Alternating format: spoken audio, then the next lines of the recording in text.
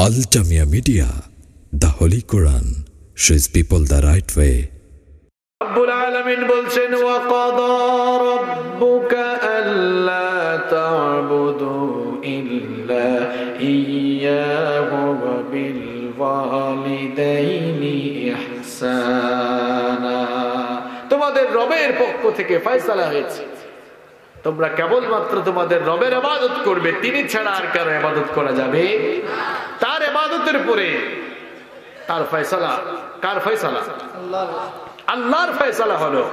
তোমাদের প্রতি আল্লাহ তাআলার আদেশ হলো, নির্দেশ হলো, কমান্ড হলো ওয়াবিল ওয়ালিদাইনি ইহসানা। তোমরা তোমাদের মা বাবার সাথে সদাচরণ করবে, ভালো ব্যবহার করবে। যাদেরকে শয়তান কাতুকুতু চুলকানি দেওয়ার সম্ভাবনা আছে এরা আগে থেকেই ভাগেন। এই মাঝে মাঝে কয়েকজন উঠে শয়তান এদেরকে সুরসুরি দেয় পাছার মধ্যে, এই জন্য এরা উঠে যায়। আগে ভাগে যান, ডিস্টার্ব করিয়েন না। এটা কোরআনের আলোচনা চলছে, আমরা কোরআন থেকে সারগর্ভ আলোচনা শুনবো ইনশাআল্লাহ। আল্লাহ তাআলা বলছেন আমার ইবাদতের পরে আমার নির্দেশ হলো যাদের আনুগত্য করবে, খেদমত করবে, যাদের সাথে ভালো ব্যবহার করবে তারা কে? মা বাবা। মা বাবা কারা? মা বাবা কারা? মা বাবা হচ্ছেন তারা এই পৃথিবীতে আমাদের অস্তিত্বের পেছনে আল্লাহ তাআলার পরে যাদের কাছে আমরা সবচাইতে বেশি ঋণী তারা হচ্ছেন আমাদের প্রিয় বাবা এবং আমাদের কলিজার টুকরা মা। এই বাবা মা আমাদেরকে জন্ম দিয়েছেন, তাদের কারণে দুনিয়ার আলো বাতাস আমরা দেখেছি। তারা কষ্টের পর কষ্ট, যাতনার পর যাতনা সহ্য করে নিঃস্বার্থ ভালোবাসা দিয়ে আমাদেরকে স্নেহের কোলে প্রতিপালন করে বড় করে তুলেছেন। মা বাবা খুব সেনসিটিভ জায়গা, এই জায়গাতে আঘাত করেছেন তো একেবারে আল্লাহ তাআলার শান মানেই আপনি আঘাত দিলেন। কারণ মা বাবা যদি আপনার উপরে অসন্তুষ্ট হয়ে যান, আপনার উপরে অসন্তুষ্ট হবেন কে? আল্লাহ। আমার ভাইরা ভালো করে কথাগুলো শুনেন। আপনার ঘরের ভেতরে জান্নাত আছে, আছে না? আপনার মায়ের পায়ের তলায় জান্নাত থুইয়া আপনি কোথায় দৌড়ান? আপনার ঘরের ভেতরেই তো জান্নাত রয়েছে। আমি আপনাকে জান্নাতের ঠিকানা দিচ্ছি আজকে। জান্নাতে যেতে চান তো সবাই?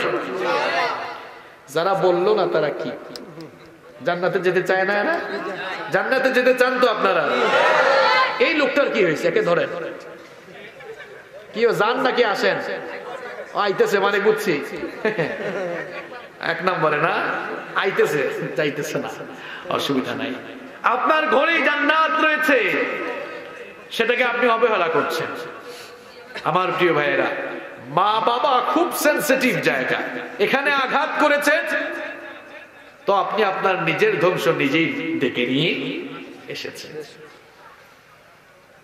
তিরমিজি শরীফের বর্ণনায় হাদিস এসেছে عن عبد الله بن عمر رضي الله عنهما عن النبي صلى الله عليه وسلم قال رضا الرب في رضا الوالد وسخط الرب في سخط الوالد। আব্দুল্লাহ ইবনে আমর রাদিয়াল্লাহু আনহু হাদিসটি বর্ণনা করেছেন। বিশ্বনবী সাল্লাল্লাহু আলাইহি ওয়াসাল্লাম বলেছেন মা বাবার অসন্তুষ্টিতে আল্লাহ অসন্তুষ্ট, আর মা বাবার সন্তুষ্টিতে আল্লাহ সন্তুষ্ট। চিন্তা করেছেন কি সেনসিটিভ জায়গা? আপনার মা বাবাকে আপনি খুশি করেছেন তা আপনার উপরে খুশি হবেন কি? আপনার মা বাবাকে আপনি নাখুশ করে ফেলেছেন, বেয়াদবি করে ফেলেছেন, অসম্মানজনক আচরণ করে ফেলেছেন, আপনার উপরে স্বয়ং নাখুশ হয়ে যাবেন কে? এই জন্য মা বাবার সাথে অসদাচরণ করা যাবে না। কারণ এই মা আর বাবাকে কষ্ট দিলেই আল্লাহ তাআলা কষ্ট পেয়ে যাবেন। মা বাবাকে আঘাত করলে আল্লাহ তাআলা আপনার উপরে নারাজ হয়ে যাবেন। একজন সাহাবী বিশ্বনবী সাল্লাল্লাহু আলাইহি ওয়াসাল্লামের কাছে এসে জানতে চাইলেন, তিনি বললেন ওগো আল্লাহর নবী, মান আহাক্কুন নাসি বিহুসনি সাহাবাতি, সকল মানুষের মধ্য থেকে আমি কার সাথে সবচাইতে ভালো আচরণ করব? আমার কাছ থেকে সদাচরণ পাওয়ার দিক থেকে সবচেয়ে বেশি হকদার কে? বিশ্বনবী সাল্লাল্লাহু আলাইহি ওয়াসাল্লাম তখন বললেন উম্মুক, তোমার মা। সাহাবী তখন বললেন সুম্মা মান, তারপরে কে? বিশ্বনবী সাল্লাল্লাহু আলাইহি ওয়াসাল্লাম দ্বিতীয়বার বললেন উম্মুক, তোমার মা। সাহাবী তৃতীয়বার প্রশ্ন করলেন সুম্মা মান, তারপরে কে? বিশ্বনবী সাল্লাল্লাহু আলাইহি ওয়াসাল্লাম তখন বললেন উম্মুক, তারপরেও তোমার মা। সাহাবী চতুর্থবার প্রশ্ন করলেন সুম্মা মান, তারপরে কে? বিশ্বনবী সাল্লাল্লাহু আলাইহি ওয়াসাল্লাম চতুর্থবার বললেন আবুকা, তোমার বাবা। এইভাবে বাবা আর মায়ের কথা বলতে গিয়ে আল্লাহ তাআলা বাবার চাইতে, আল্লাহর নবী বাবার চাইতে মায়ের হক 3 গুণ বেশি বাড়িয়ে দিলেন। মা বাবার খেদমতের দিক থেকে মা বেশি হকদার, বাবার চাইতে মায়ের হক 3 গুণ বেশি। এবার প্রশ্ন হলো, বাবার চাইতে মায়ের হক কেন 3 গুণ বেশি? কারণটা কি? সেই তাফসীর রব্বুল আলামিন কোরআনে কারীমে করেছেন। কোরআনে কারীমের 31 নম্বর সূরা, সূরা লুকমানের 14 নম্বর আয়াতে আল্লাহ তাআলা বললেন ওয়া ওয়াসাইনাল ইনসানা বিওয়ালিদাইহি হামালাতুহু উম্মুহু ওয়াহানান আলা ওয়াহনিন ওয়া ফিসালুহু ফি আমাইন আনিশকুর লি ওয়া লিওয়ালিদাইকা ইলাইয়াল মাসির। আল্লাহ তাআলা বলছেন, আমি তামাম দুনিয়ার মানুষকে ওসিয়ত করছি, নির্দেশ দিচ্ছি তারা যেন তাদের মা বাবার খেদমত করে, তবে মায়ের একটু বেশি যত্ন নাও। কারণ তোমার মা এমন 3টি যন্ত্রণা, এমন 3টি কষ্ট সহ্য করেছেন যা পৃথিবীর কোনো বাবারা করে নাই। 1 নম্বর হলো তোমার মা তোমাকে 10 মাস 10 দিন গর্ভধারণ করেছেন। 2 নম্বর হলো তোমার মা অতি কষ্ট সহ্য করে তোমাকে ডেলিভারি করেছেন। আর 3 নম্বর হলো জন্ম দেওয়ার পরে তোমার মা তোমাকে 2 বছর পর্যন্ত বুকের দুধ পান করিয়েছেন। কোরআনে কারীমের 46 নম্বর সূরা, সূরাতুল আহকাফের 15 নম্বর আয়াতে রব্বুল আলামিন বলছেন ওয়া ওয়াসাইনাল ইনসানা বিওয়ালিদাইহি ইহসানা হামালাতুহু উম্মুহু কুরহা ওয়া ওয়াদাআতুহু কুরহা ওয়া হামলুহু ওয়া ফিসালুহু 30 শাহরা। আল্লাহ তাআলা বলছেন, আমি তোমাদের মা বাবার ব্যাপারে ওসিয়ত করছি, তোমরা তোমাদের মা বাবার সাথে সুন্দর আচরণ করো, ভালো ব্যবহার করো, উত্তম আচরণ করো, সদাচার করো। কারণ তোমার মা তোমাকে কষ্টের পর কষ্ট সহ্য করে গর্ভধারণ করেছেন, এরপরে তোমাকে ডেলিভারি করেছেন, এরপরে 2 বছর পর্যন্ত বুকের দুধ পান করিয়েছেন। এই 3টা কাজ পৃথিবীর কোনো বাবারা করে না। 1 নম্বর হলো গর্ভধারণ। গর্ভধারণ বাবা করেন নাকি মা করেন? এজন্য গর্ভধারণের কষ্ট আপনারা বুঝেন না ভাই। গর্ভধারণ মা করেন। নাম্বার 2 নম্বর হলো সন্তান প্রসব বাবা করেন না মা করেন? এই কষ্টটাও আপনারা বুঝেন না। 3 নম্বর হলো সন্তান দুনিয়াতে আসার পর 2-2.5 বছর বুকের দুধ বাবা পান করান নাকি মা পান করান? এই 3টি কষ্ট মায়ের, বাবার চাইতে এই 3টি কষ্ট মা বেশি সহ্য করেছেন। এই জন্য রব্বুল আলামিন হকের ক্ষেত্রে বাবার চেয়ে মায়ের হক 3 গুণ বেশি বাড়িয়ে দিলেন। যেই মা আপনার জন্য এত কষ্ট করলেন, কষ্টের পর কষ্ট, যাতনার পর যাতনা সহ্য করে আমাকে আপনাকে ডেলিভারি করলেন, গর্ভধারণ করলেন, ডেলিভারি করলেন, দুধ পান করালেন, এত কষ্ট করে লালন পালন করলেন, সেই মাকে আপনি আজ ভুলে গিয়েছেন, সেই বাবাকে আপনি ভুলে গিয়েছেন। আপনার জন্মদাতা বাবাকে আজ আপনি কষ্ট দেন। আহারে, অনেক ভাইয়েরা আছে বাবা অসুস্থ মানুষ, বিছানায় পড়ে আছে, বিছানা থেকে উঠতে পারে না, ঠিক মতো কথাবার্তা বলতে পারে না, এমনকি নিজে নিজে বাথরুমে যেতে পারে না, নিজের হাত দিয়ে নিজে খেতে পারে না। তার ছেলেটা তার কোনো খোঁজ খবর নেয় না, অসুস্থ বাবা তাকে চিকিৎসা করায় না, মুখে তুলে একটু খাওয়ায় না। আপনি তো আপনার সেই বাবাকে ভুলে গেলেন। আপনার বাবা আজ নিজের হাতে খেতে পারে না, অথচ এই বাবা আপনি যখন ছোট ছিলেন আপনাকে যখন এই খাবার খেতে নিয়ে বসতো, নিজে না খেয়ে আপনার মুখে খাবারের লোকমা তুলে দিত। আপনার বাবা অসুস্থ, আপনি আজ তাকে খাওয়ান না, পাশে গিয়ে একটু সুন্দর করে কথা বলেন না, মুখে তুলে খাওয়ান না। আপনার ছোটবেলার কথা তো আজ আপনার মনে নাই। আপনি যখন ছোট ছিলেন আপনার বাবা আদর করে আপনাকে তার কুলে বসিয়ে বিভিন্ন গল্প শুনিয়ে শুনিয়ে আপনাকে খাওয়াতো, সেই বাবার কথা আপনি ভুলে গিয়েছেন। আপনার বাবা অসুস্থ মানুষ, চিকিৎসা করান না, অথচ আপনার যখন সামান্য সর্দি বা জ্বর হতো, কাশি হতো, ঠান্ডা লাগতো, সামান্য অসুস্থ হলে আপনার বাবা পাগলের মতো ছুটে গিয়ে ডাক্তার আপনার জন্য এনেছে, কিংবা আপনাকে ডাক্তারে নিয়ে গিয়েছে।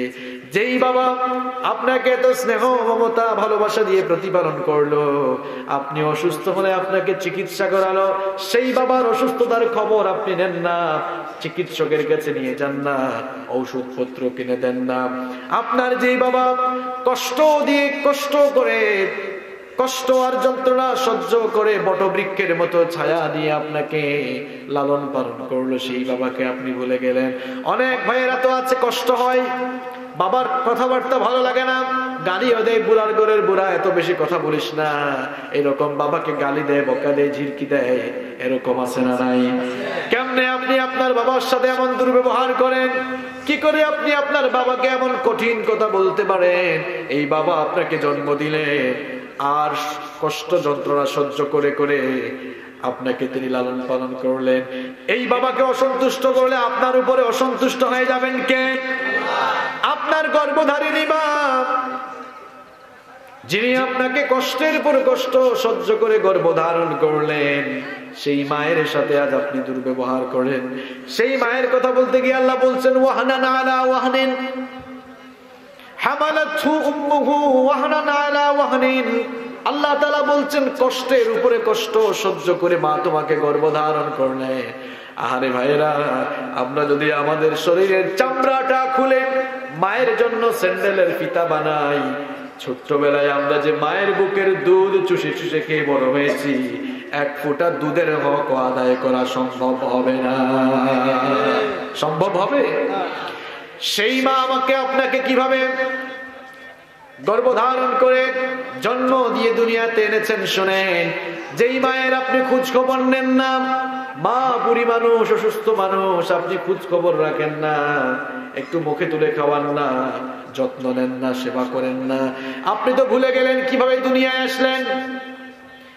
একটু মনে করুন, একটু চিন্তা করে দেখুন, বুঝার জন্য চেষ্টা করুন, আপনার মা কত কষ্ট করে আপনাকে দুনিয়াতে নিয়ে আসলেন। আমি আপনি যখন মায়ের পেটের ভেতরে ছিলাম, আমাদের মা আমাদেরকে পেটে ধারণ করতে গিয়ে, গর্ভধারণ করতে গিয়ে কি নিদারুণ কষ্ট আর যন্ত্রণা সহ্য করেছেন। আর গর্ভধারণের সেই কঠিন যন্ত্রণা পৃথিবীর মায়েরা ছাড়া আর কেউ বুঝবে না। কি দারুণ কষ্ট, নিদারুণ কষ্ট আর যন্ত্রণা সহ্য করে আমাদের মা আমাদেরকে একদিন আর 2 দিন নয়, 9 মাস 10 মাস 10 দিন আমাদেরকে গর্ভধারণ করেছেন। গর্ভধারণের যন্ত্রণা তো খুবই মারাত্মক। এই যে এখন ঠান্ডার রাত, শীতের রাতে দুনিয়ার মানুষেরা কম্বল গায়ে দিয়ে, লেপ গায়ে দিয়ে খুব আরাম করে ঘুমায়। আপনার তো মনে নাই, আপনি আমি যখন আমাদের মায়ের পেটের ভেতরে ছিলাম, শীতের কনকনে ঠান্ডার রাতে, গভীর রাতে যখন আমরা আমাদের মায়ের পেটের ভেতরে থেকে হাত পা দিয়ে নড়াচড়া করেছি, গুতাগুতি করেছি, মায়ের আরামের ঘুমটা তখন ব্যথার কারণে ভেঙে গেল। আমরা যখন হাত পা দিয়ে গুতাগুতি করলাম, নড়াচড়া করলাম, মায়ের এমন কষ্ট শুরু হলো, কলিজা ছেঁড়া, নারী ছেঁড়া যন্ত্রণা শুরু হয়ে গেল। মায়ের আরামের ঘুমটা তখন ভেঙে গেল। গভীর রাতে যখন দুনিয়ার মানুষরা আরাম করে ঘুমায়, আপনাকে পেটে ধারণ করতে গিয়ে, গর্ভে ধারণ করতে গিয়ে আপনার মা শীতের রাতে আরামের ঘুমটাকে হারাম করে দিয়েছে। আপনি যখনই হাত পা দিয়ে নড়াচড়া করেছেন, গুতাগুতি করেছেন, মা তখন আরাম করে ঘুমাতে পারেন নাই, আরামের ঘুমটা ভেঙে গেল। বাড়ির বেলকুনি বারান্দায় গিয়ে নীরবে নিভৃতে হেঁটে হেঁটে চোখের পানি জড়িয়েছে, কিংবা নিজের রুমের ভেতরে বালিশটা বাঁধিয়ে কষ্ট সইতে না পেরে একা একা কেঁদেছে। এইভাবে 1 রাত আর 2 রাত নয়, কত রাত মা যে আপনাকে পেটে ধারণ করতে গিয়ে কেঁদেছেন, আরশের মালিক আল্লাহ আর আপনার গর্ভধারিণী মা ছাড়া সেটা কেউ জানে না। রাতের পর রাত আপনার মাকে আপনি ঘুমাতে দেন নাই, রাতের পর রাত আপনার মা আপনার জন্য কষ্ট করেছেন। শুধু রাতের বেলাই নয়, দিনের বেলাও আপনার মা কত যন্ত্রণা সয়েছেন, সহ্য করেছেন। শোনেন, আপনাকে পেটে নিয়ে ঘর ঝাড়ু দিয়েছে, বিছানা পরিষ্কার করেছে, ঘরের সাংসারিক সকল কাজ করেছে। সাংসারিক সকল কাজ করে ঘরের সকলকে খাওয়ানোর উপরে ক্ষুধা পেটে মা যখন খেতে বসেছে, এমন সময় আপনি মায়ের পেটের ভেতরে নড়াচড়া শুরু করে দিয়েছেন। মায়ের তখন বমি বমি ভাব সৃষ্টি হয়ে গেল। ক্ষুধা পেটে যে খাবারের প্লেট নিয়ে বসেছিলেন, খাবারের প্লেটটা রেখে দিয়ে ক্ষুধার্ত অবস্থায় নিজের রুমের ভেতরে গিয়ে দরজা বন্ধ করে একা একা কেঁদেছে। এইভাবে একদিন আর 2 দিন নয়, শত শত দিন আপনার জন্য আপনার মা কষ্ট করেছেন, যন্ত্রণা সহ্য করেছেন। বিশ্বনবী সাল্লাল্লাহু আলাইহি ওয়াসাল্লাম বলেছেন, মায়ের মর্যাদা আল্লাহ এত বাড়িয়ে দিয়েছেন, এই যে সন্তান গর্ভধারণ করতে গিয়ে রাত্রিবেলা মা ঘুমাতে পারেন না, সারা রাত জেগে জেগে তাহাজ্জুদের নামাজ আদায় করলে যে পরিমাণ সওয়াব হয়, গর্ভধারিণী মায়ের আমল নামায় আল্লাহ সেই পরিমাণ সওয়াব দান করে দেন। আবার আমাদেরকে গর্ভধারণ করার কারণে দিনের বেলা মা পেট ভরে খেতে পারেন না। এই জন্য নবীজি বলেছেন, গর্ভধারণের দিনগুলোতে নফল রোজা আদায় করলে, দিনের বেলা নফল রোজা আদায় করলে যে পরিমাণ সওয়াব হয়, রব্বুল আলামিন মায়ের আমল নামার মধ্যে সেই পরিমাণ সওয়াব দান করে দিবেন। কিভাবে আপনি আপনার মায়ের সাথে দুর্ব্যবহার করেন, গালি দেন, বকা দেন, খোঁজ খবর নেন না, এভাবে দিনের পর দিন, রাতের পর রাত, কষ্টের পর কষ্ট, যাতনার উপরে যাতনা সহ্য করে আপনার মা আপনাকে গর্ভধারণ করেছেন। গর্ভধারণ করতে করতে যখন একটা পর্যায়ে ডেলিভারির সময় এসে গেল, ডেলিভারির সময় যখন চলে আসলো, মায়ের তখন চিন্তা আরো বেড়ে যায়। কারণ আশেপাশে কত মহিলা সন্তান জন্ম দিতে গিয়ে মারা যায়, এরকম আছে না নাই? এই জন্য মায়ের ভেতরে দুশ্চিন্তা কাজ করে, না জানি আমার কলিজার টুকরা সন্তানটাকে প্রসব করতে গিয়ে আমি নিজেও মৃত্যুর কুলে ঢলে পড়ে যাই কিনা। এই জন্য ডেলিভারির আগে নিজের স্বামীকে ডেকে এনে বলে, প্রিয়তম স্বামী আমার, দীর্ঘদিন তোমার সাথে সংসার করেছি, না জানি হয়তো অনেক হক নষ্ট করেছি। ডেলিভারির রুমে আমার যদি মৃত্যু হয়ে যায়, মাফ চাওয়ার তো সুযোগ থাকবে না, আল্লাহর ওয়াস্তে মাফ করে দিও। আপনাকে জন্ম দিতে গিয়ে আপনার মা বাঁচবে নাকি মরবে এমন অবস্থায় ছিল, নিজে দুশ্চিন্তায় পড়ে গিয়ে সবার কাছ থেকে বিদায় নিয়েছিল।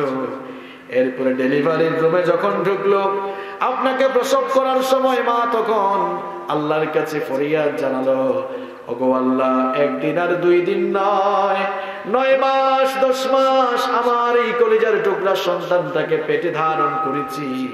এখন ডেলিভারির সময় এসেছে, ডেলিভারি করতে গিয়ে, সন্তান প্রসব করতে গিয়ে আমার যদি মৃত্যু হয়ে যায় আমার কোনো আপত্তি নাই, এরপরও আমার কলিজার টুকরা সন্তানটাকে তুমি হেফাজতে দুনিয়াতে নিয়ে আসো। কি করে আপনি আপনার মায়ের সাথে দুর্ব্যবহার করেন, কি করে আপনি আপনার মাকে গালি দেন, বকা দেন, আপনার মায়ের একটু আওয়াজ আপনার সহ্য হয় না। আপনার মা তো সেই মা, এই মা তো আপনার সেই মা। আপনাকে প্রসব করতে গিয়ে আল্লাহর কাছে বলেছিল, আল্লাহ আমার মরণ হয়ে বেরো হয়ে যা, আমার কলিজার টুকরা সন্তানটাকে তুমি হেফাজতে রাখো। কি করে আপনি আপনার সেই মায়ের সাথে দুর্ব্যবহার করেন, খারাপ আচরণ করেন। আপনার যেই মা আপনাকে জন্ম দিতে গিয়ে নিজের মৃত্যুটাকেও হাসি মুখে মেনে নিয়েছিল, কলিজা ছেড়া, নারী ছেড়া যন্ত্রণা সহ্য করে মা আপনাকে ডেলিভারি করেছেন। ডেলিভারির যন্ত্রণা কি মারাত্মক যন্ত্রণা, এটা তো পৃথিবীর কোনো পুরুষ মানুষ বুঝবে না। বর্তমান চিকিৎসা বিজ্ঞান বলছে একজন মানুষ সর্বোচ্চ 20 থেকে 25 ইউনিট পর্যন্ত ব্যথা সহ্য করতে পারে, কিন্তু আমাদের মা আমাদেরকে জন্ম দিতে গিয়ে 20 আর 25 নয়, 50 থেকে 55 ইউনিট পর্যন্ত ব্যথা সহ্য করেছে। একজন মানুষ তো সর্বোচ্চ 20 থেকে 25 ইউনিট ব্যথা সইতে পারে, কিন্তু আপনার মা আপনাকে জন্ম দিতে গিয়ে 20 আর 25 না, শরীরের প্রত্যেকটি হাড় গোড় ভেঙে যাওয়ার মতো নিদারুণ সেই কষ্ট, সেই যন্ত্রণা, এটা তো আরশের মালিক আল্লাহ। আর আমাদের মা ছাড়া এই কষ্ট কেউ বুঝে। 20 থেকে 25 ইউনিটের বেশি ব্যথা মানুষ সইতে পারে না। আর আমাদের মা আমাদেরকে জন্ম দিতে গিয়ে 20 আর 25 না, 50 থেকে 55 ইউনিট ব্যথা পর্যন্ত সহ্য করেছেন। আল্লাহ, আহারে ভাই, কিভাবে আপনি সেই মাকে গালি দেন, কিভাবে বকা দেন, কিভাবে মায়ের সাথে খারাপ আচরণ করেন, ঝিরকি দিয়ে কথা বলেন, চোখ রাঙিয়ে কথা বলেন, গলা উঁচু করে কথা বলেন। আপনার মা আপনাকে জন্ম দিতে গিয়ে নিজেই মৃত্যুর কোলে পড়ে গিয়েছিল। কি দারুণ কষ্ট, যন্ত্রণা সহ্য করে আপনাকে গর্ভধারণ করলো। গর্ভধারণ শেষ করার পরে আপনি দুনিয়াতে আসলেন। এরপরে মায়ের আরো ডিউটি বাড়লো, কষ্ট বাড়লো। কিছুক্ষণ পর পর আপনি কান্নাকাটি করেন, কিন্তু মা কি কোনোদিন রাগ করছে নাকি কন? কিন্তু আপনি এমন নিমুখ হারাম সন্তান হয়ে গেলেন, আপনার বুড়ি মা অসুস্থ, কষ্ট পেয়ে কিছুক্ষণ পরে পরে চিৎকার করে। আপনি বলেন, বুড়ির ঘরের বুড়ি একটু কম আওয়াজ কর, এরকম সন্তান আছে না নাই? আপনি তো ভুলেই গেলেন। ছোট্টবেলায় কিছুক্ষণ পর আপনি কান্নাকাটি করতেন, ব্যা ব্যা করতেন, কেউ কাছে আসতো না। কিন্তু আপনার কান্নাকাটি শুনলেই কলিজার টুকরা মা যেখানেই থাকুক না কেন, দৌড়ে এসে আপনাকে তিনি তার বুকের সঙ্গে জড়িয়ে ধরেছে।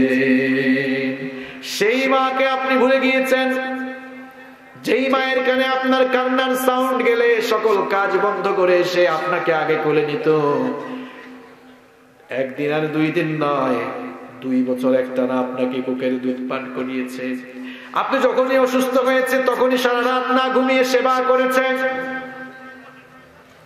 আপনার মা অসুস্থ, আপনি একটু খোঁজ খবর নেন না, কি আর সারা রাত জেগে থাকবেন? একটু খোঁজ খবর নেন না, চিকিৎসাও করায় না। এমন ডাকাইত মার্কা সন্তান আছে না নাই?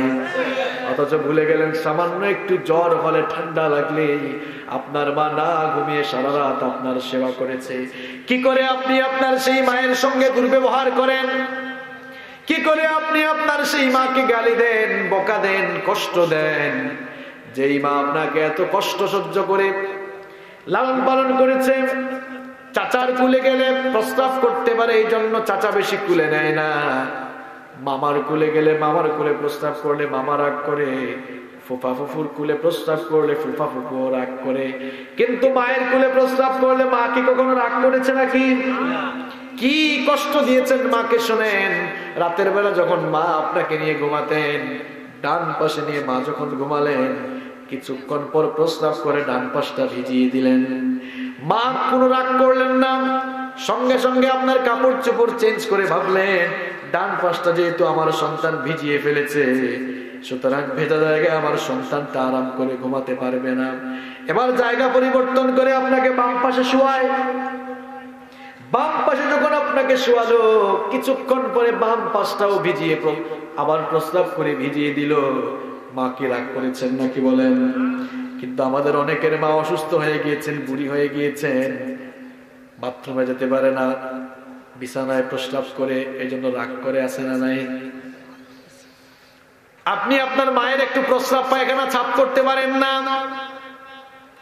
অথচ প্রত্যেক দিন অনেকবার আপনার মা আপনার প্রস্রাব পায়খানা সাফ করতো। আপনার মায়ের নাকে তো কখনো গন্ধ লাগতো না। সবার নাকে গন্ধ লাগে, কিন্তু কলিজার টুকরা মায়ের নাকে কখনো গন্ধ লাগে না। লাগে? এখন তো কিছু ডাকাইত সন্তান আছে, মা অসুস্থ হয়ে বিছানায় আছে, উঠতে পারে না, হয়তো কখনো প্রস্রাব করে ফেলেছে, বলে প্রস্রাবের গন্ধে থাকা যাচ্ছে না। কপাল পুরা নিমুখ খারাপ। তুমি ছোটবেলায় কত প্রস্রাব মায়ের কুলে করেছো, তোমার মায়ের নাকে তো তোমার প্রস্রাবের গন্ধ কখনো লাগে না। লেগেছে?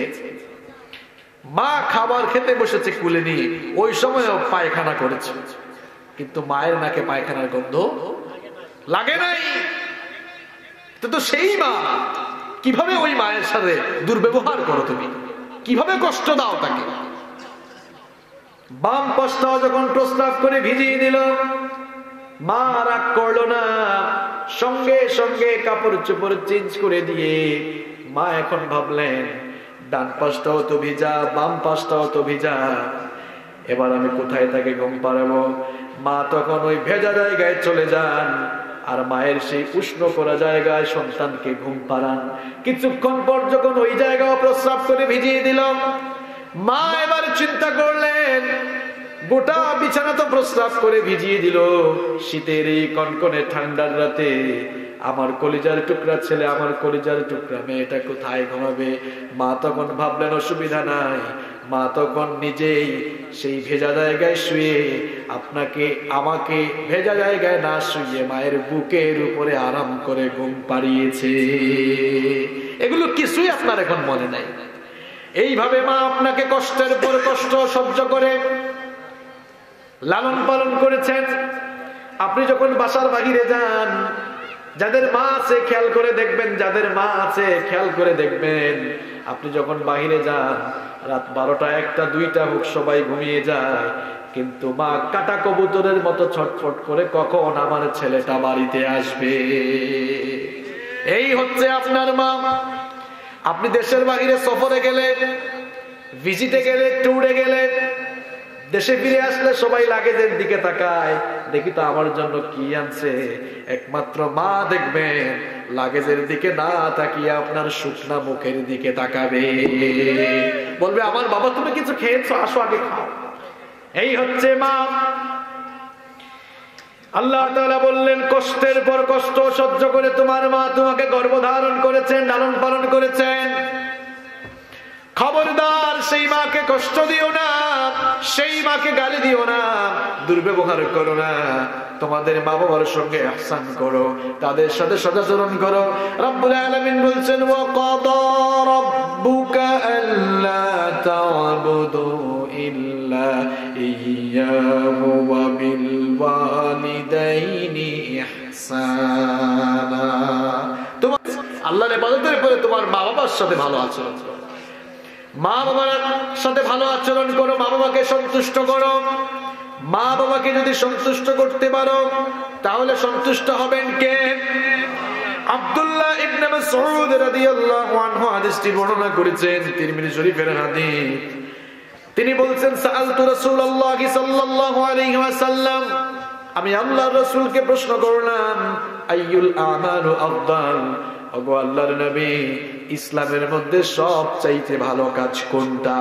বিশ্বনবী বললেন, as-salatu li waqtiha, ইসলামের মধ্যে সবচাইতে ভালো কাজ হলো সঠিক সময়ে নামাজ আদায় করা, সময় মতো নামাজ আদায় করা। সাহাবী বলছেন, এরপরে আমি জিজ্ঞেস করলাম, সুম্মাই, ওগো আল্লাহর নবী, এরপরে আল্লাহর কাছে সবচাইতে ভালো কাজ কোনটা? বিশ্বনবী বললেন, বিররুল ওয়ালিদাইন, অর্থাৎ তোমার মা বাবার সাথে সুন্দর আচরণ করা। এটি আল্লাহর কাছে সবচেয়ে পছন্দের কাজ। বিশ্বনবী সাল্লাল্লাহু আলাইহি ওয়াসাল্লাম বললেন, রিদার রাব্বি ফি রিদাল ওয়ালিদ ওয়া সাখাতার রাব্বি ফি সাখাতিল ওয়ালিদ, পিতামাতার সন্তুষ্টিতে আল্লাহ সন্তুষ্ট এবং পিতামাতার অসন্তুষ্টিতে আল্লাহ অসন্তুষ্ট। এই জন্য মা বাবার খেদমত করার কথা রব্বুল আলামিন বলছেন, ইম্মা ইয়াবলুগান্না ইনদাকাল কিবারা আহাদুহুমা আও কিলাহুমা ফালা তাকুল লাহুমা উফ ওয়ালা তানহারহুমা ওয়া কুল লাহুমা কাওলান কারীমা। যেই মা তোমাকে জন্ম দিয়েছেন, লালন পালন করেছেন, তারা যখন বৃদ্ধ বয়সে চলে যান, বার্ধক্য বয়সে যখন চলে যান, তাদেরকে বার্ধক্য অবস্থায় পেলে তাদের আচার আচরণ কথাবার্তায় কখনো বিরক্ত হয়ে উফ শব্দ পর্যন্ত বলো না। ফালা তাকুল লাহুমা উফ, বিরক্ত হয়ে কখনো মা বাবাকে উফ বলিও না। ওয়ালা তানহারহুমা, ধমক দিও না। মা বাবার গলার উপরে তোমার গলাকে উঁচু করো না, মা বাবার আওয়াজের চাইতে তোমার আওয়াজকে উঁচু করো না। কিভাবে কথা বলবা? ওয়াকুল লাহুমা কাওলান কারীমা, সম্মানজনক ভাষায়, ভদ্র ভাষায়, বিনয়ের ভাষায় মা বাবার সাথে কথা বলো। নিজের বন্ধুর সাথে খুব পীড়িত করে কথা বলো, কিন্তু মা বাবা ডাকলে গাধার মতো জবাব দেয়। বাবা ডাকে, বাবা আমার ছেলে আব্দুল্লাহ দিকে আসো, কয় কি? গাধার মতো জবাব দেয়। এরকম আছে না? আল্লাহ তাআলা বলছেন, ওয়াকুল লাহুমা কাওলান কারীমা, তোমার মা বাবার সাথে বিনয়ের আচরণ করো, সুন্দর আচরণ করো, উত্তম ভাষায় তাদের সাথে কথা বলো, কথাবার্তার ক্ষেত্রে নমনীয় হয়ে যাও, বিনয়ী হয়ে কথা বলো। বিশ্বনবী সাল্লাল্লাহু আলাইহি ওয়াসাল্লামকে এক সাহাবী বললেন, ওগো আল্লাহর নবী, মা হাক্কুল ওয়ালিদাইনি আলা ওয়ালাদিহিমা, পিতামাতার উপরে সন্তানের কি হক রয়েছে? বিশ্বনবী তখন বললেন, হুমা জান্নাতুকা হুমা নারুকা, মা বাবা তোমার জন্য জান্নাত, আবার মা বাবা তোমার জন্য জাহান্নাম। আল্লাহু আকবার, কত বড় কথা চিন্তা করেছেন! এই মা বাবা আপনার জন্য জান্নাত, আবার মা বাবা আপনার জন্য, চিন্তা করেছেন কত বড় কথা এটা? মা বাবা তোমার জন্য জান্নাত, আবার মা বাবা তোমার জন্য জাহান্নাম। এই জন্য আমার ভাইয়েরা, মা বাবাকে অখুশি করবেন না, মা বাবার সাথে সুন্দর আচরণ করবেন। নিজের ঘরের মধ্যে জান্নাত রেখে বাহিরে গিয়ে আমরা জান্নাত তলাশ করি। এমন অনেক কপাল পোড়া সন্তান আছে, মা বাবার সঠিক খোঁজ খবর নেয় না, দেখাশোনা করে না। নিজের মা বাপকে বাড়িতে মশায় কামড়ায়, আর কোথাকার কোন লোক কোথায় পড়ে মারা গিয়েছে তার কবরের উপরে মাজার বানায় মশারি টানায়, এরকম আছে না নাই? এখন তো মশারি বাবা আছে, তার মা বাপকে মশায় কামড়ায়, মশারি কিনে দেয় না। কোথাকার কোন বাবা মারা গিয়েছে সেখানে মশারি দেয়, আছে না? পীর সাহেবের খানকায় গেলে, দরবারে গেলে হাজার হাজার টাকার কর করে নোট ফেলে দিয়ে আসে, কিন্তু নিজের বাবা মা অসুস্থ মানুষ, চিকিৎসা করায় না, ঠিক মতো ফলমূল কিনে দেয় না, খাবার খাওয়ায় না। আমার ভাইরা ভালো করে শুনেন, আলেম ওলামাদেরকে আপনারা হাদিয়া তোহফা দেন, পীর মাশায়েখদেরকে হাদিয়া তোহফা দেন, অসুবিধা নাই, হাদিয়া দেওয়াও সুন্নত, নেওয়াও সুন্নত। কিন্তু সবচাইতে বেশি যাকে হাদিয়া দিবেন তারা হচ্ছে আপনার মা আর আপনার বাবা। কথাটা রব্বুল আলামিন সরাসরি কোরআনুল কারীমে বলেছেন। কোরআন কারীমের 2 নম্বর সূরা সূরাতুল বাকারা এর 215 নম্বর আয়াতে বললেন, ইয়াসআলুনাকা মাযা ইউনফিকুন কুল মা আনফাকতুম মিন খায়রিন ফালিল ওয়ালিদাইনি ওয়াল আকরাবিন। আল্লাহ তাআলা বলছেন, ওগো আমার নবী, লোকেরা আপনাকে জিজ্ঞেস করছে তারা কোথায় খরচ করবে, আপনি তাদেরকে বলে দিন তোমরা যে উপার্জন করো, উপার্জন থেকে 1 নম্বরে যাদের জন্য খরচ করবা তারা হচ্ছে তোমার বাবা মা। তারা কারা? বাবা মা। আল্লাহর আয়াতের সাথে আপনাদের জীবনটা মিলান তো একটু। বলেন, আপনারা ঈদের সময় আসতে যখন শপিং এ যান, নিজের বউর জন্য আগে কিনেন না মা বাবার জন্য আগে কিনেন? স্বীকারও করছে এখানে কে একজন ভালো মানুষ। আল্লাহ তাআলা বললেন সবার আগে খরচ করো, কার জন্য? সূরা বাকারার 215 নম্বর আয়াতে আল্লাহ তাআলা বলছেন। তা আপনি শপিং এ গেলে কার জন্য আগে কিনেন? বাজার থেকে আসার সময় মা বাবার জন্য আগে কিছু কিনেন তো? এই যে এখন শীতের দিনের সাথে বাজারে কমলা পাওয়া যায়, ডালিম পাওয়া যায়, বেদানা পাওয়া যায়। আপনার বাবা অসুস্থ মানুষ বিছানায় পড়ে আছেন, মা অসুস্থ বুড়ি মানুষ বিছানায় পড়ে আছেন, বাজার থেকে আসার সময় কিছু কমলা নিয়ে আসেন, ডালিম বা বেদানা নিয়ে আসেন।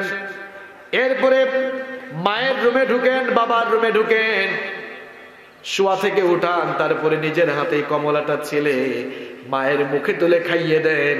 মা যদি একবার মুচকি হেসে আপনার উপরে সন্তুষ্ট হয়ে যায়, আল্লাহর কসম করে বলছি আল্লাহর আরশ আপনার উপরে খুশি হয়ে যাবে। এ ভাই, তুমি কোথায় যাও? যুবক আর তরুণ ভাইরা তোমাদেরকে বলছে, তোমরা কোথায় যাও বলো? এদিকে না, এদিকে এদিকে এদিকে থাকে। তোমরা কার কাছে হাদিয়া তোহফা নিয়ে যাও? তোমার জন্য তোমার মা বাবা হচ্ছেন পৃথিবীর সবচাইতে বড় পীর। তোমার ঘরে এত বড় আল্লাহর ওলি থইয়া তুমি কোথায় যাও? মা বাপকে খুশি করো, মা বাবার খেদমত করো, কপাল খুলে দিবেন কে? বিশ্বনবী বললেন, এই মা বাবাই তোমার জন্য জান্নাত, মা বাবাই তোমার জন্য জাহান্নাম। মা বাবাকে খুশি করলে জান্নাত দিবেন কে? আবার দেখেন 3 ব্যক্তির দোয়া ডাইরেক্ট কবুল হয়ে যায়। 3 জন যখন দোয়া করে, এই দোয়া কবুল করেন কে? 1 নাম্বার হলো দাওয়াতুল মুসাফির। মুসাফির যখন দোয়া করে মুসাফিরের দোয়া কবুল করেন কে? 2 নম্বর হলো দাওয়াতুল মাজলুম, মাজলুম যখন দোয়া করে মাজলুমের দোয়াও কবুল করেন কে? আর 3 নম্বর হলো দাওয়াতুল ওয়ালিদিয়া আলা ওয়ালাদিহিমা, মা বাবা যখন সন্তুষ্ট হয়ে সন্তানের জন্য দোয়া করে সেই দোয়া কবুল করেন কে? আপনি পীর সাহেবের কাছ থেকে দোয়া নিতে যাইতেছেন ভাই, আপনার মা বাবার দোয়া নেন, কপালটা খুলে যাবে আপনার। পৃথিবীতে যত মানুষ সমৃদ্ধশালী হয়েছে, ইজ্জত সম্মান পেয়েছে, মা বাবার খেদমত করেই পেয়েছে। মা বাবার খেদমত না করে পাওয়া যায়? আর মা বাবার দোয়ার কি অ্যাকশন, কি অ্যাকশন! আপনার পীর সাহেবের দোয়া কবুল হতে পারে, নাও হতে পারে, কিন্তু আপনার মা আপনার বাবা দোয়া করলে কবুল হওয়ার সম্ভাবনা আছে না নাই? আল্লাহর নবী সাইয়েদনা মূসা আলাইহিস সালাম তিনি আল্লাহর সঙ্গে কথা বলতেন। একদিন তিনি আল্লাহ তাআলাকে প্রশ্ন করলেন, ওগো আল্লাহ, তুমি যে তোমার নবী মূসাকে জান্নাতে দিবা, তোমার নবী মূসার সাথে জান্নাতে কে থাকবে? অর্থাৎ জান্নাতে আমার সাথী কে হবে? আমার সাথে কে জান্নাতের সঙ্গী হবে? আল্লাহ তাআলা বললেন, ওগো আমার নবী মূসা, তোমার সাথে জান্নাতে একজন কসাই তোমার সাথী হবে। মূসা আলাইহিস সালাম বলেন, একজন কসাই? কসাই বুঝেন তো আপনারা? কসাইয়ের কাম কি? হ্যাঁ, গরু কাটন, গোশত বিক্রি করা। তো মূসা আলাইহিস সালাম অবাক হয়ে বললেন, ওগো আল্লাহ, আমি হচ্ছি এই জামানার নবী, আমার সাথে একজন কসাই জান্নাতে যাবে, এটা কেমন কথা? কিছুক্ষণ চিন্তা করে তিনি ভাবলেন লোকটা কসাই হতে পারে, কিন্তু হয়তো তার ভেতরে এমন কোন নেকামল আছে, ওই নেকামলের কারণে আমার সাথে জান্নাতে সাথী হওয়ার সৌভাগ্য সে অর্জন করেছে। মূসা আলাইহিস সালাম তখন বললেন, ওগো আল্লাহ, লোকটাকে আমি দেখতে চাই, কোথায় গেলে তাকে পাবো, কোন জায়গায় গেলে পাওয়া যাবে? আল্লাহ তাআলা বললেন, অমুক এলাকায় একটি বাজার আছে, ওই বাজারে কসাইয়ের দোকান আছে, সেখানে চলে যাও। মূসা আলাইহিস সালাম আল্লাহ তাআলার দেওয়া নির্দেশনা মোতাবেক ওই এলাকার ওই বাজারে গিয়ে উপস্থিত হলেন। সকাল থেকে সন্ধ্যা পর্যন্ত ওই কসাইয়ের দোকানের পাশে অবস্থান করে কসাইয়ের দিকে নজরদারি চালালেন। লক্ষ্য করে দেখলেন সকাল থেকে সন্ধ্যা পর্যন্ত এই কসাই শুধু মাংস কাটে আর মাংস বিক্রি করে, এর বাহিরে উল্লেখযোগ্য কোনো আমল তার চোখে পড়ল না। সন্ধ্যাবেলা লক্ষ্য করলেন কসাই এক টুকরা মাংস কাপড়ের মধ্যে পেঁচিয়ে দোকান বন্ধ করে বাড়ির উদ্দেশ্যে রওনা দিয়েছে। মূসা আলাইহিস সালাম মনে মনে ভাবলেন, সারাদিন তো তার উপরে নজরদারি চালালাম, কোনো ভালো আমল দেখলাম না, এমনও হতে পারে লোকটা বাড়িতে গিয়ে কোনো ভালো আমল করে। জানার জন্য তিনি লোকটার বাসায় থাকার জন্য একটি টেকনিক অবলম্বন করলেন। লোকটাকে গিয়ে বললেন, ওগো ভাই শোনো, আমি মুসাফির হয়ে এলাকায় এসেছি, কোনো মানুষের সাথে পরিচয় নাই, আজকের রাত তোমার বাড়িতে কাটাতে চাই, তুমি কি অনুমতি দিবে নাকি? কসাই তখন বলল, কোনো অসুবিধা নাই, আসেন আমার সাথে। মূসা আলাইহিস সালামকে নিয়ে তার বাড়িতে গেল। মূসা আলাইহিস সালামকে একটা রুমে বসিয়ে কসাই তার মায়ের রুমে ঢুকে তার মাকে গোসল করালো। এরপরে রান্নাঘরে ঢুকে সেই মাংসের টুকরা ছোট ছোট করে ঝোল দিয়ে রান্না করলো, রুটি বানালো। এরপরে রুটি আর মাংসের ঝোল নিয়ে তার মায়ের রুমে ঢুকে এরপরে তার মাকে মুখে তুলে তুলে খাওয়ালো। বুড়ি মহিলা খুশি হয়ে মুচকি হেসে কি জানে চুপি চুপি বলল। মূসা আলাইহিস সালাম কিছুই শুনলেন না, বুঝলেন না। বুড়ি মহিলা মুচকি মুচকি হাসলো, আর বুড়ি মহিলার মুচকি মুচকি হাসি দেখে কসাই তখন অট্ট হাসিতে মেতে উঠলো। মূসা আলাইহিস সালাম কিছুই বুঝলেন না। কসাই যখন মূসা আলাইহিস সালামের কাছে খাবার নিয়ে আসলো, মূসা আলাইহিস সালাম বললেন, আমি ততক্ষণ পর্যন্ত খাবো না যতক্ষণ না বলো ওই বুড়ি মহিলার সাথে তোমার কি সম্পর্ক।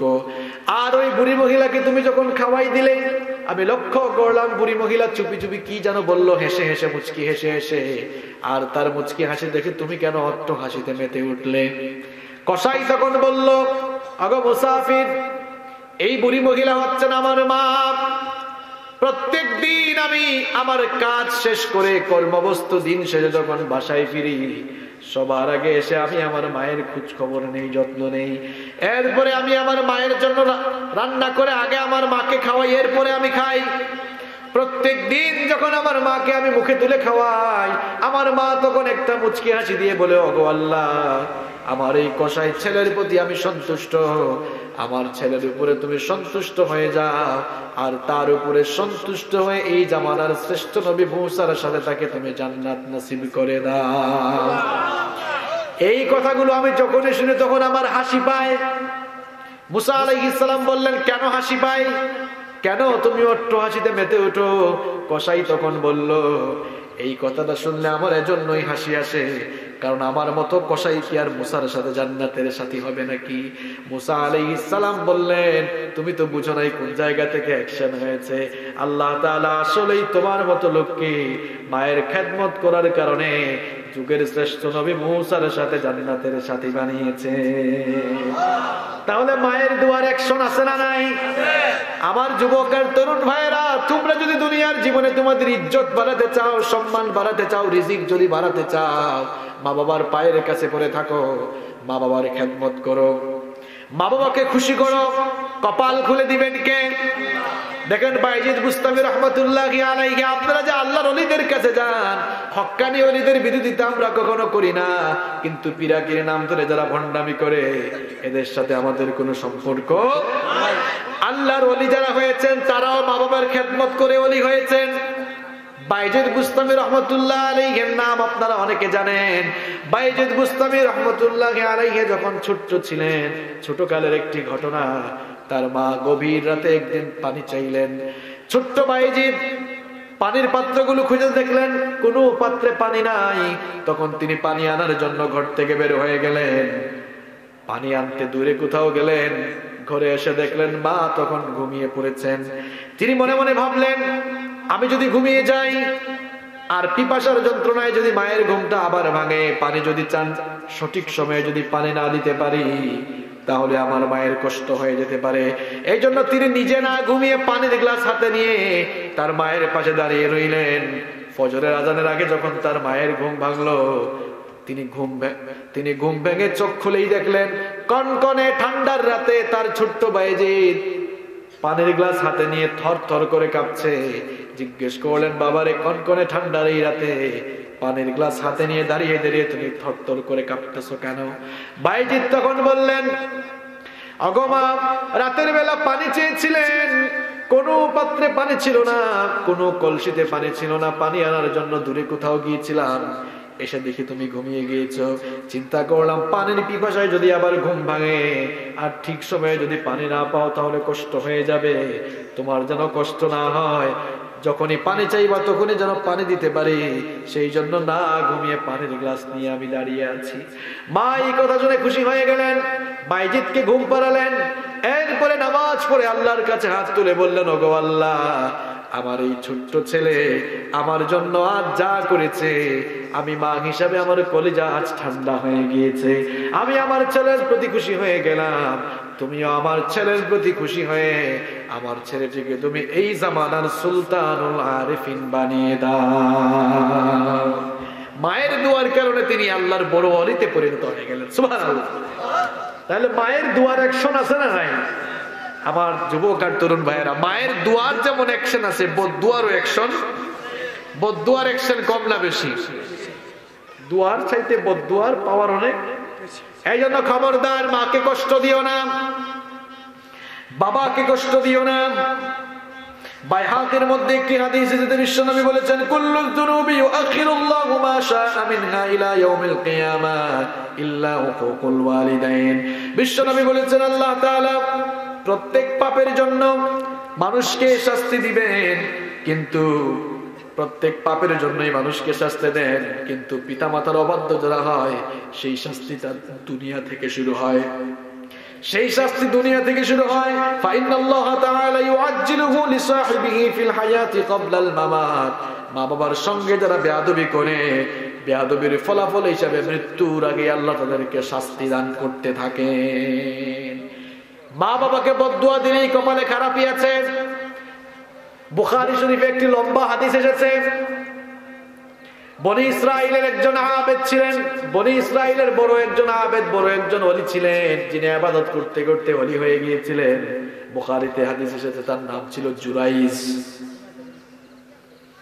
পাহাড়ের মধ্যে একটি গির্জা বানিয়েছিলেন, সেখানে ইবাদত করতেন।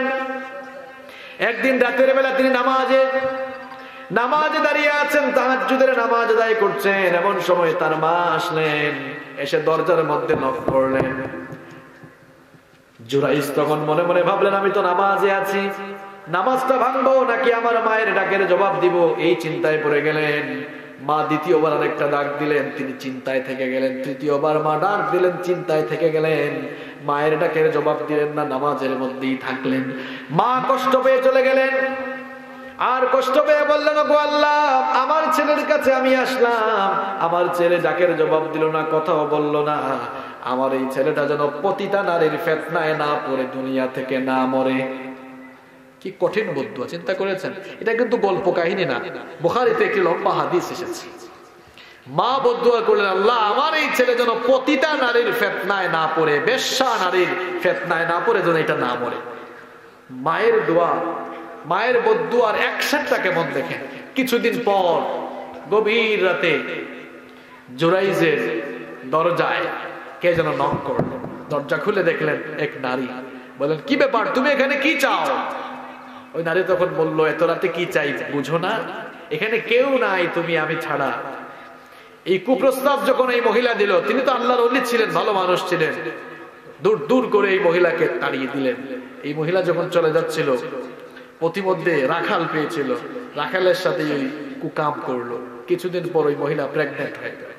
এলাকার লোকেরা বলল, কি ব্যাপার, তোর তো জামাই নাই, বিয়ে শাদীও হয় নাই, তোর পেটের সন্তান আসলো কেমনে?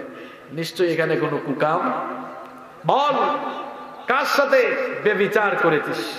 এই মহিলা তখন মিথ্যা বলল, ওই যে গির্জায় যে জুরাইজ আল্লাহর ওলি আছে, যে ইবাদত বন্দেগী করে, এটা এই লোকই করেছে। লোকজন বলল, হায় হায়, যে জুরাইজকে আমরা এত ভালো মানুষ মনে করতাম, জুরাইজের মতো লোকটা এই কাম করলো। তারা সবাই গিয়ে তার গির্জাটা ভেঙে দিল। এরপরে টেনে হিচড়ে নিয়ে আসলো। জুরাইজ বললেন, কি ব্যাপার, আমাকে এভাবে টেনে হিচড়ে নিয়ে আসতেছো কেন? বলতেছে, তোমাকে আমরা মেরেই ফেলবো একেবারে, কারণ তুমি এই কাজ করেছো। এখন তোমার মরার আগে যদি শেষ কোনো ইচ্ছা থাকে বলো। তিনি বলেন, একটু দাঁড়াও। নামাজে দাঁড়ালেন, নামাজে দাঁড়িয়ে আল্লাহর কাছে হাত তোলেন, আল্লাহ, সারা জীবন তোমার ইবাদত করেছি, তুমি যদি একত্ববাদী রব হয়ে থাকো, সারা জীবন তোমার ইবাদত করেছি, এই ফিতনা থেকে আমাকে বাঁচাও, আর এই ফিতনায় পড়ার কারণও আমাকে জানাও। নামাজ যখন শেষ করলেন, দোয়া যখন শেষ করলেন, আল্লাহ তাআলা বললেন, ওই মহিলার পেটে থাকা সন্তানের দিকে ইশারা করে বলো, কুল বিইذনিল্লাহ, আল্লাহর নির্দেশে তুমি বলো, মান আবুকা। আল্লাহ যদি কাউকে কথা বলাতে চান, আল্লাহ পারেন কিনা? কথা বলেন, আল্লাহ পারেন কিনা? ঈসা আলাইহিস সালামকে তো আল্লাহ তাআলা মায়ের কোলে কথা বলিয়েছেন। ইউসুফ আলাইহিস সালামের পক্ষে সাক্ষী দেওয়ার জন্য একটা ছোট্ট বাচ্চার জবান খুলে দিয়েছেন কি? তো আল্লাহ তাআলাই জবান শক্তি দান করেন, আবার আল্লাহ তাআলাই চাইলে জবান শক্তি কেড়ে নিতে নাকি পারেন না? তো বললেন, আল্লাহ তাআলা বললেন, ওই মহিলার পেটের দিকে ইশারা করে বলো, কুল বিইذনিল্লাহ, পেটে থাকা সন্তান আল্লাহর আদেশ ক্রমে বলো তো, মান আবুকা, তোমার বাবাকে। লোকেরা অবাক, কি ব্যাপার, জুরাইজ কি পাগল হয়ে গেল নাকি? পেটের ভেতর থেকে কি সন্তান আবার কথা বলতে পারে নাকি? কিন্তু আল্লাহ চাইলে পারে কি পারে না? সবাইকে অবাক করে দিয়ে পেটের ভেতর থেকেই সন্তান আওয়াজ দিল। ওই যে তোমাদের সমাবেশে এক রাখালকে দেখা যায়, এটাই আমার বাবা, এই কুকামটা সেই করেছে। আল্লাহু আকবার। লোকেরা অবাক হয়ে গেল, জুরাইজের কাছে ক্ষমা চাইলো, বলল, তোমার গির্জাটা আমরা আবার স্বর্ণ দিয়ে বানিয়ে দেবো। বললেন, স্বর্ণ দিয়ে বানানো লাগবে না, যেরকম ছিল ওইরকমই বানিয়ে দাও। আমি আমার এই ফিতনায় পড়ার কারণ খুঁজে পেয়েছি, আল্লাহ তাআলা ইলহামে জানিয়েছেন। মাকে যে কষ্ট দিয়েছিলাম, জবাব দিই নাই, মা কষ্ট পেয়ে বদদুয়া করেছেন, বদদুয়ারও ফলাফল আছে না নাই? এজন্য আমার যুবক আর তরুণ ভাইয়েরা, কপালে খারাপই যদি চাও, তাইলে মা বাপকে কষ্ট দাও। আর যদি নিজের ইজ্জত সম্মান দুনিয়ায় বাড়াতে চাও, রিস্কের দরজা খুলতে চাও, তাহলে মা বাবার খেদমত করো। তোমার জন্য তোমার মা বাবা হচ্ছেন সবচাইতে বড় পীর। না জেনে না বুঝে যারা মা বাপকে কষ্ট দিয়ে ফেলছো, বাড়িতে গিয়ে আজকে মাহফিল থেকে গিয়ে মা বাবার পায়ে ধরে কান্নাকাটি করে মাফ চাও। মা বাবা তো কলিজার মধ্যে একটা মায়া আছে না, দরদ আছে না? দেখবেন পা ধরলেই কিছুক্ষণ পরে বলবে, বাবারে আমার বুকে আয়, মাফ করে দিবে আপনাকে। মা বাবার কাছে মাফ চেয়ে, মা বাবাকে কষ্ট দিয়েন না। কারণ বিশ্বনবী বলেছেন হুমা জান্নাতুকা হুমা নারুকা, মা বাবা তোমার জন্য জান্নাত, আবার মা বাবা তোমার জন্য জাহান্নাম। একজন সাহাবী বিশ্বনবীর কাছে আসলেন, এসে বললেন, ওগো আল্লাহর নবী, আমি আপনার কাছে আপনার সাথে জিহাদে যেতে চাই, আপনার সাথে জিহাদে যাব, যুদ্ধে যাব।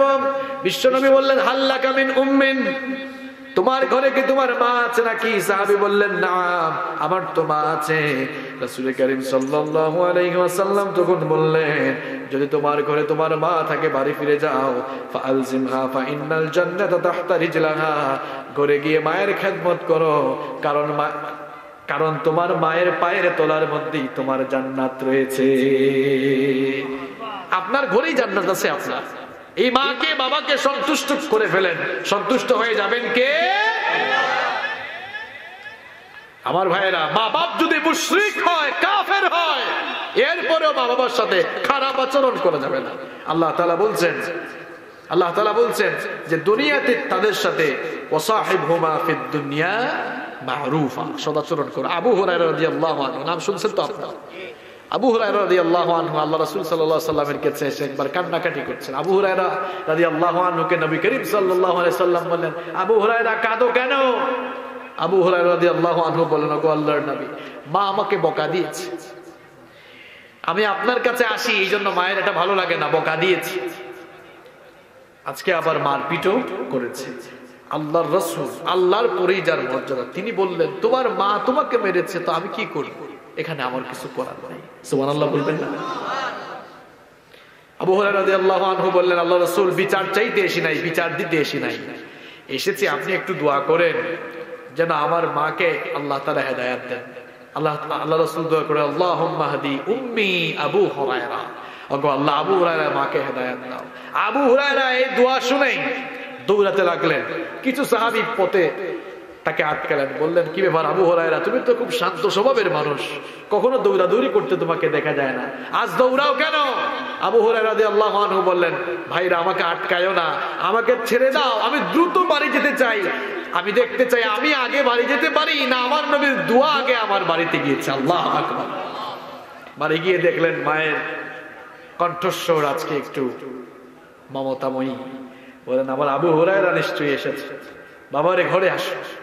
ঘরে গিয়ে দেখলেন মাও গোসল করে রেডি হয়ে আছেন। মা বললেন, বাবারে, চিন্তা করে দেখলাম তোমার উপরে আমি যে এত রাগ করি, এত গালিগালাজ করি, এত মারপিট করি, এটা তো আমি ভুল করি, তুমি তো কোনো খারাপ জায়গায় যাও না, তুমি যেই জায়গায় যাও ওখানে আমাকেও নিয়ে যাও, আমিও কালেমা পড়ে মুসলমান হতে চাই। প্রিয় ভাইয়েরা, মা বাবা মুশরিক হলে, মুশরিকা হলে তাদের সাথেও ভালো আচরণ করতে।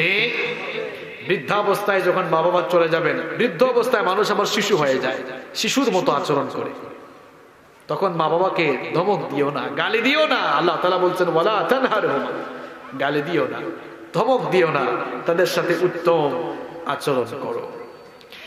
এরপরে তোমার মা বাবা যখন বৃদ্ধাবস্থায় চলে যাবে, ধমক না দিয়ে সম্মানজনক ভাষায় কথা বলো, আর মা বাবার জন্য সব সময় দোয়া করো। দোয়াটাও আমাদেরকে শিখিয়েছেন কে? আল্লাহ তাআলা দোয়া শিখালেন, ওয়াখফিদ লাহুমা জানাহাদ যুল্লি মিনার রাহমাতি ওয়া কুর রাব্বিরহামহুমা কামা রাব্বায়ানি সগীরা। তোমাদের মা বাবার জন্য রহমতের ডানা বিছিয়ে দাও, আর দোয়া করো, হাত তুললেই দোয়াটি করতে ভুলে যাবেন না, রাব্বিরহামহুমা কামা রাব্বায়ানি সগীরা। কি চমৎকার দোয়া রব্বুল আলামিন আমাদেরকে শিখালেন। ওগো আমাদের রব, ছোট্টবেলায় আমাদের মা আর আমাদের বাবা আমাদেরকে যেভাবে স্নেহের কোলে প্রতিপালন করেছে, আমাদের মা আর বাবাকেও তুমি তোমার রহমতের কোলে লালন পালন করো। বলে না আমিন। এই মা বাবার খেদমত করতে পারবেন তো, নাকি কষ্ট দিবেন, আঘাত দিবেন? মা বাবা আপনার জন্য বড় পীর। আপনার বড় পীর কে? যারা বললো না কেউ বাবাটা আরো আছে নাকি? বাবা বেশি থাকা ভালো না কম থাকা ভালো? নিজের বাপকে খেদমত করো, যাও নিজের মাকে খেদমত করো। বাবার মাথা ব্যথা করে মাথাটা টিপে দাও, পা টিপে দাও, খেদমত করো। মা বাবার পায়ের কাছে পড়ে থাকো, দুনিয়ায় তোমার ইজ্জত সম্মান বাড়িয়ে দিবেন কে? আল্লাহ তাআলা আমাদের মা বাবার খেদমত করার তৌফিক আমাদেরকে দান করেন। আজ সন্তানগুলো মা বাবার খোঁজ খবর নেয় না, বিয়ে শাদী করার পর সে একদিকে চলে যায়, মা বাবার একদিকে চলে যায়, কোনো খোঁজ খবর নেয় না। আমরা যেন এমন কুসন্তান না হই, আমরা যেন আমাদের মা বাবার খেদমত করি, মা বাবাকে ভালোবাসি, শ্রদ্ধা আমরা যেন শ্রদ্ধা করি। আল্লাহ তাআলা আমাদের সকলকে আমাদের মা বাবার খেদমত করার তৌফিক দান করেন। আমরা সবাই বলি আমিন। Al Jamia Media, the Holy Quran shows people the right way.